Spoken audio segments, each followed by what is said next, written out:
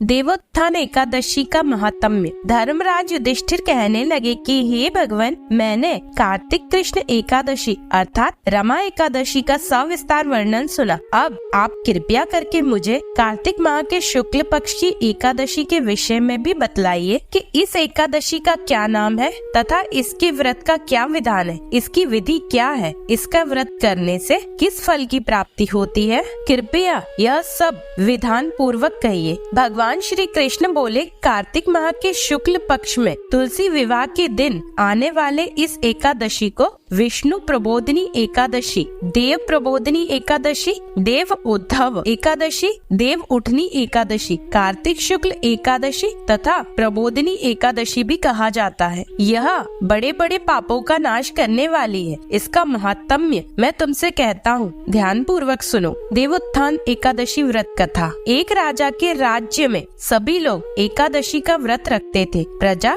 तथा नौकर चाकरों से लेकर पशुओं तक को एकादशी के दिन अन्न नहीं दिया जाता था। एक दिन किसी दूसरे राज्य का एक व्यक्ति राजा के पास आकर बोला, महाराज कृपया करके मुझे नौकरी पर रख ले। तब राजा ने उसके सामने एक शर्त रखी कि ठीक है, रख लेते हैं, किंतु रोज तो तुम्हें खाने को सब कुछ मिलेगा, पर एकादशी को अन्न नहीं मिलेगा। उस व्यक्ति ने उस समय हाँ कर ली, पर एकादशी के दिन जब उसे फलाहार का सामान दिया गया तो वह राजा के सामने जाकर गिड़गिड़ाने लगा, महाराज इससे मेरा पेट नहीं भरेगा, मैं भूखा ही मर जाऊंगा, मुझे अन्न दे दो। राजा ने उसे शर्त की याद दिलाई, पर वह अन्न छोड़ने को तैयार नहीं हुआ। तब राजा ने उसे आटा, दाल, चावल आदि दिए। वह नित्य की तरह नदी पर पहुंचा और स्नान कर भोजन पकाने लगा। जब भोजन बन गया तो वह भगवान को बुलाने लगा, आओ भगवान, भोजन तैयार है। उसके बुलाने पर पीताम्बर धारण किए भगवान चतुर्भुज रूप में आ पहुँचे और प्रेम से उसके साथ भोजन करने लगे। भोजन आदि करके भगवान अंतर्ध्यान हो गए तथा वह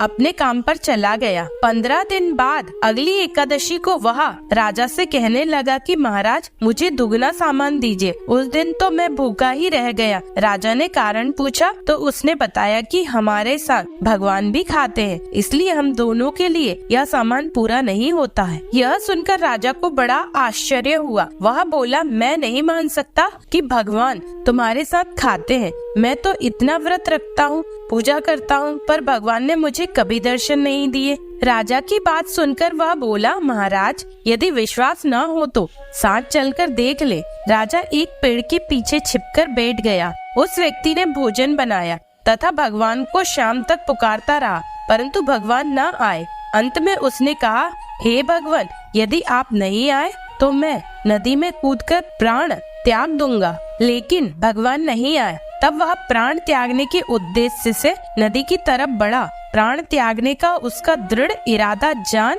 शीघ्र ही भगवान ने प्रकट होकर उसे रोक लिया और साथ बैठकर भोजन करने लगे। खा पीकर वे उसे अपने विमान में बैठाकर अपने धाम ले गए। यह देख राजा ने सोचा कि व्रत उपवास से तब तक कोई फायदा नहीं होता जब तक मन शुद्ध न हो। इससे राजा को ज्ञान मिला।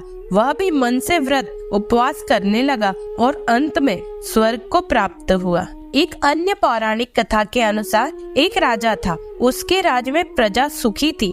एकादशी को कोई भी अन्न नहीं बेचता था, सभी फलाहार करते थे।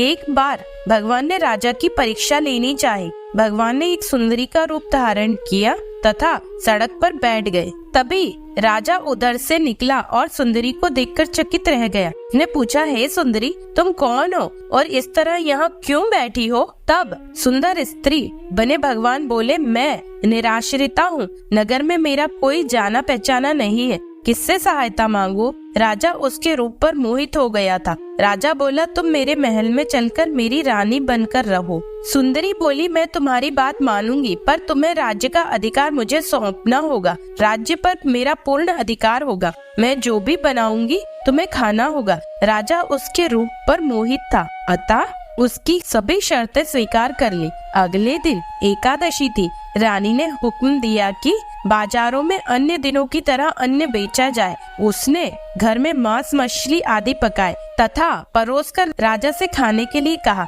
यह देखकर राजा बोला, रानी आज एकादशी है, मैं तो केवल फलाहार ही करूँगा। तब रानी ने शर्त की याद दिलाई और बोली, या तो खाना खाओ, नहीं तो मैं बड़े राजकुमार का सिर काट दूंगी। राजा ने अपनी स्थिति बड़ी रानी से कही तो बड़ी रानी बोली, महाराज धर्म न छोड़े, बड़े राजकुमार का सर दे दे, पुत्र तो फिर मिल जाएगा पर धर्म नहीं मिलेगा। इसी दौरान बड़ा राजकुमार खेलकर आ गया।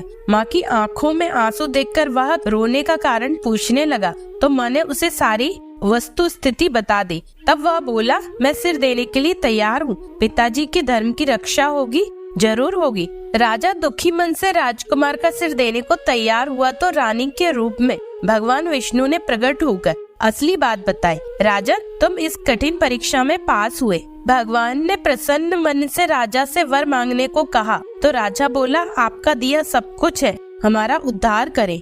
तब भगवान राजा रानी को अपने साथ गरुड़ पर बैठाकर वैकुंठ लोक को चले गए। जैसी कृपा भगवान ने राजा रानी पर करी, ऐसी सभी पर करे। जय श्री कृष्ण। शिव ने अपने तेज को समुद्र में फेंक दिया था। उससे एक महातेजस्वी बालक ने जन्म लिया। यह बालक आगे चलकर जलंधर के नाम से पराक्रमी दैत्य राजा बना। इसकी राजधानी का नाम जलंधर नगरी था। दैत्यराज कालनेमी की कन्या वृंदा का विवाह जलंधर से हुआ। जलंधर महाराक्षस था। अपनी सत्ता के मद में चूर उसने माता लक्ष्मी को पाने की कामना से युद्ध किया, परंतु समुद्र से ही उत्पन्न होने के कारण माता लक्ष्मी ने उसे अपने भाई के रूप में स्वीकार किया। वहाँ से पराजित होकर वह देवी पार्वती को पाने की लालसा से कैलाश पर्वत पर गया। भगवान देवादिदेव शिव का ही रूप धरकर माता पार्वती के समीप गया, परंतु माँ ने अपने योग बल से उसे तुरंत पहचान लिया तथा वहाँ से अंतर्ध्यान हो गई।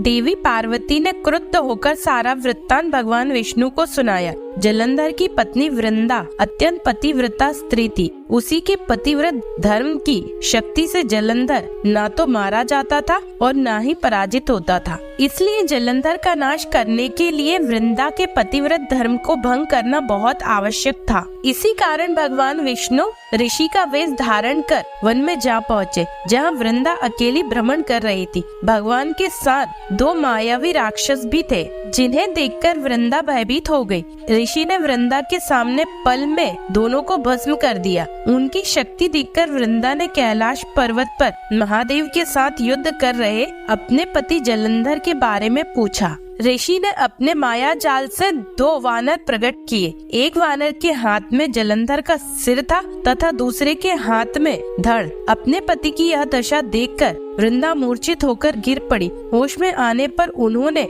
ऋषि रूपी भगवान से विनती की कि वह उसके पति को जीवित करे। भगवान ने अपनी माया से पुनः जलंधर का सिर धड़ से जोड़ दिया, परंतु स्वयं भी वह उसी शरीर में प्रवेश कर गए। वृंदा को इस छल का तनिक भी आभास न हुआ। जलंधर बने भगवान के साथ वृंदा पतिव्रता का व्यवहार करने लगी, जिससे उसका सतीत्व भंग हो गया। ऐसा होते ही वृंदा का पति जलंधर युद्ध में हार गया। इस सारी लीला का जब वृंदा को पता चला तो उसने क्रुद्ध होकर भगवान विष्णु को हृदयहीन शिला होने का श्राप दे दिया। अपने भक्त के श्राप को भगवान विष्णु ने स्वीकार किया और शालिग्राम पत्थर बन गए। सृष्टि के पालन कर्ता के पत्थर बन जाने से ब्रह्मांड में असंतुलन की स्थिति हो गई। यह देखकर सभी देवी देवताओं ने वृंदा से प्रार्थना की कि वह भगवान विष्णु को श्राप से मुक्त कर दे। वृंदा ने भगवान विष्णु को श्राप मुक्त कर स्वयं आत्मदाह कर लिया।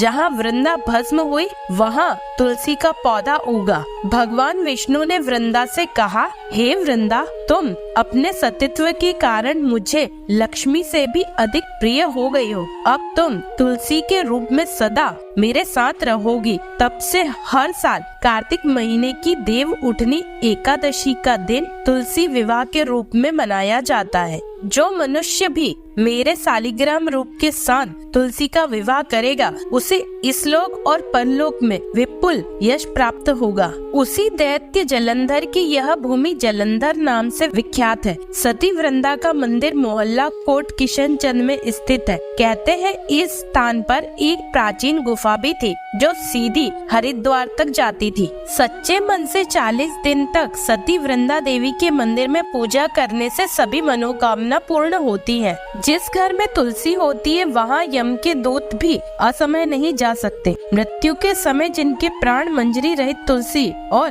गंगा जल मुख में रखकर निकल जाते हैं, वह पापों से मुक्त होकर बैकुंठ धाम को प्राप्त होता है। जो मनुष्य तुलसी व आंवलों की छाया में अपने पितरों का श्राद्ध करता है, उसके पितृ मोक्ष को प्राप्त हो जाते हैं। जय श्री हरि, जय मां तुलसी।